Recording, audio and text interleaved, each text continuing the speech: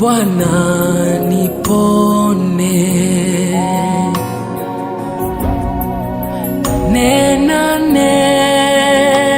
Bwana Yesu asifiwe. Mwenzangu, kuna kitu ambacho nilikuwa nafikiria ambacho kimeingia katika mawazo zangu.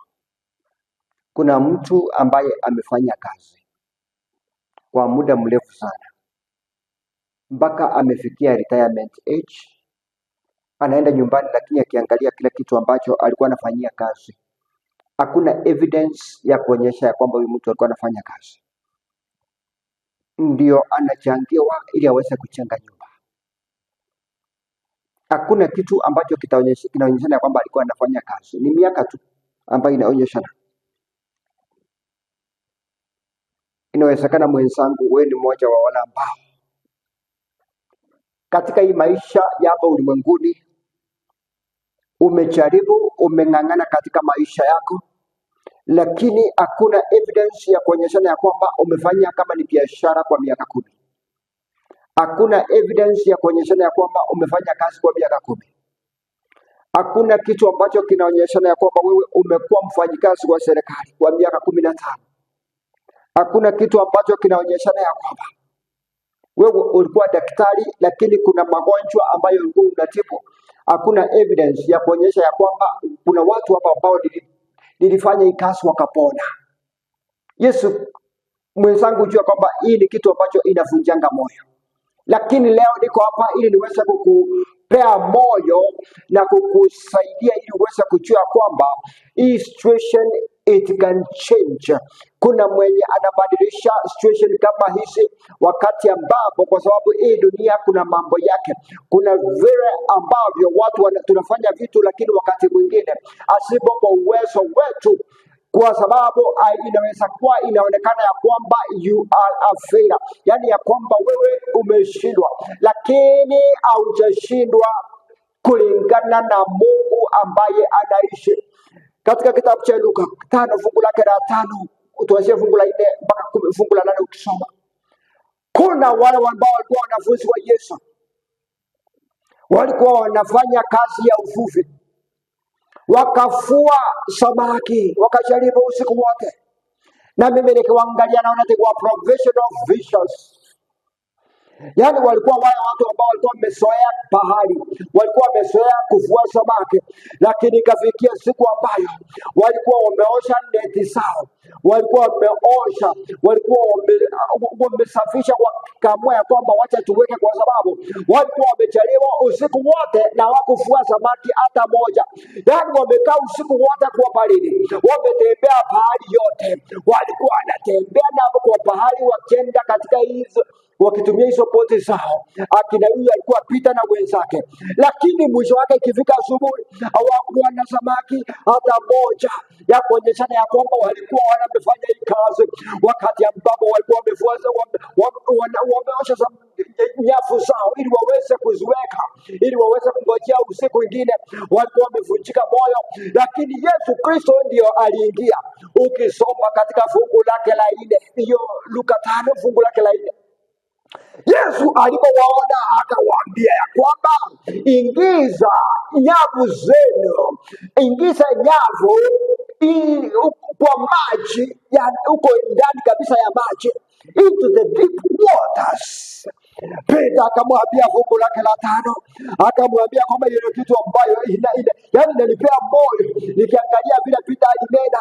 Alikuwa amevunjika moyo, lakini akapokea moyo mpya, kwa sababu alikuwa amejua kwamba kuna mwanamume hapa ambaye amesema wacha, kwa sababu ni yeye amesema wacha niweze kufanya. Biblia inasema ya kwamba Simon akamjibu, Bwana, tumefanya kazi ya kuchosha usiku kucha na hatukufua chochote, lakini kwa neno lako nitashusha nyavu. Bwana Yesu asifiwe. Yani Peter akaona ya kwamba, akasema ya kwamba, akamwambia Bwana, ujue hata kama umeniambia hilo neno ya kwamba niweza kuweka nyavu zangu, niweza kushusha huko ndani ya maji, ninafanya hivyo kwa sababu ni wewe umeniambia. Ingekuwa ni rafiki yangu singefanya. Kuna vitu ambazo hata wale watu ambao mumefanya, mumesomea hiyo taaluma, akikwambia hautafanya, kwa sababu Peter was a professional fisher, but Jesus was not a fisher.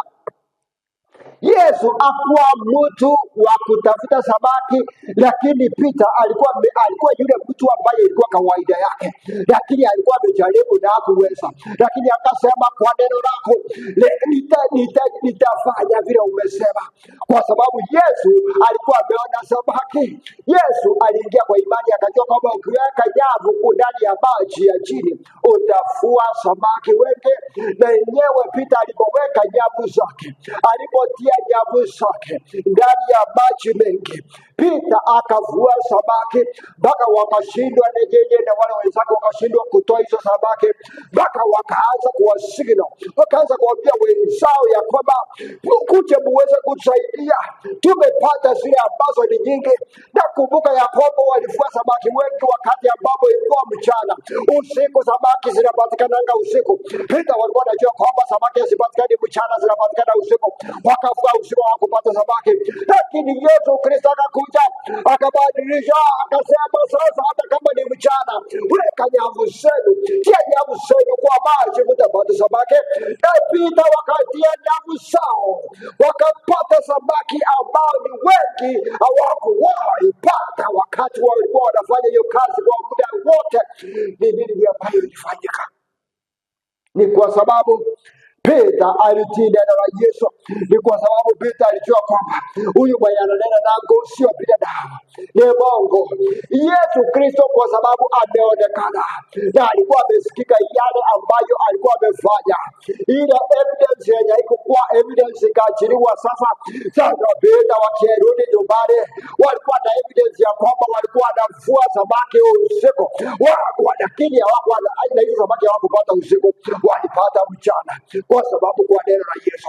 Mwenzangu, katika jina la Yesu, kama wewe umekaa kwa muda mrefu sana, kuna kitu ambacho unahitaji kwa muda mrefu uchapata, hakuna evidence ya maisha, hakuna evidence katika maisha ambayo itaonyesha kwamba wewe umeishi miaka 40, wewe umeishi miaka 30, wewe umeishi miaka 20, wewe umeishi miaka 60, umevunjika moyo, unaona hakuna chenye utafanya, kuna kitu ambacho inabadilishwa na utapata kubwa kushinda ile yenye ungepata katika huo wakati, kwa sababu kunao mwanaume ambaye anaitwa Yesu Kristo.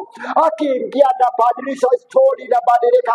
Yesu Kristo alipoingia, story ya Petro ikabadilika, na wale wanafunzi wake ikabadilika. Walikuwa wanaona kama hawataweza, lakini walikuwa wameweka nyavu zao, wakasema wacha tuende.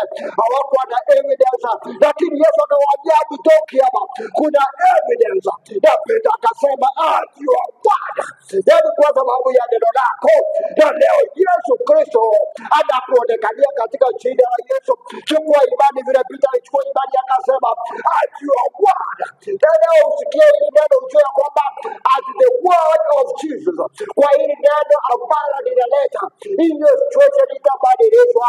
Utakuwa na evidence within a short period of time, kwa sababu Yesu anabadilisha yale ambayo binadamu hawezi badilisha, katika jina la Yesu.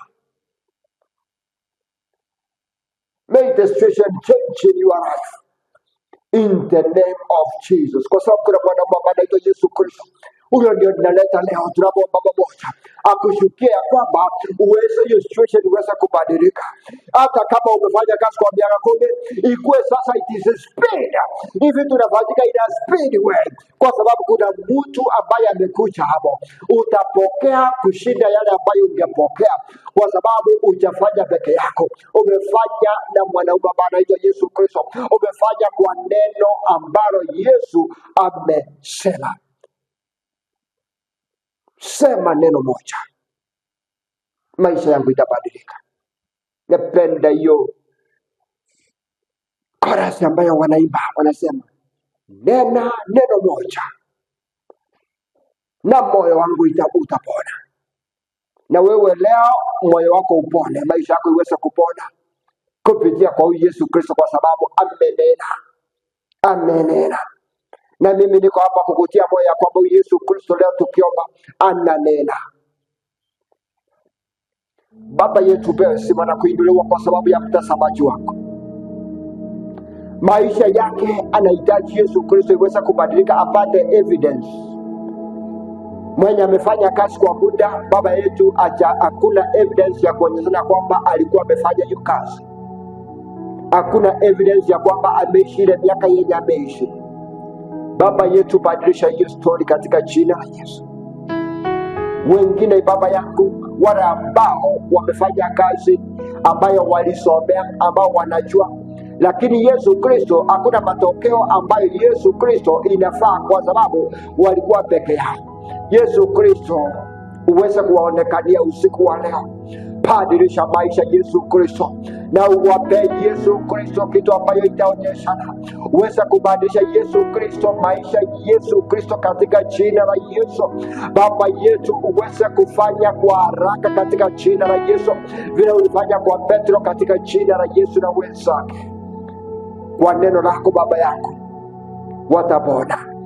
Wale ambao wamekufa moyo Yesu Kristo, wapokee uponyaji, wapate moyo tena, waweze kujua kuna mwanamume ambaye anaitwa Yesu Kristo, ambaye ni Mungu, ambaye sio binadamu, ambaye akinena neno moja inatendeka. Baba yetu, kila mmoja maombi yake usiku wa leo umtendee kwa sifa na utukufu wa jina lako. In Jesus mighty name I pray. Mwenzangu, kwa hii mahubiri, kwa hii mafunzo kidogo, sema amen.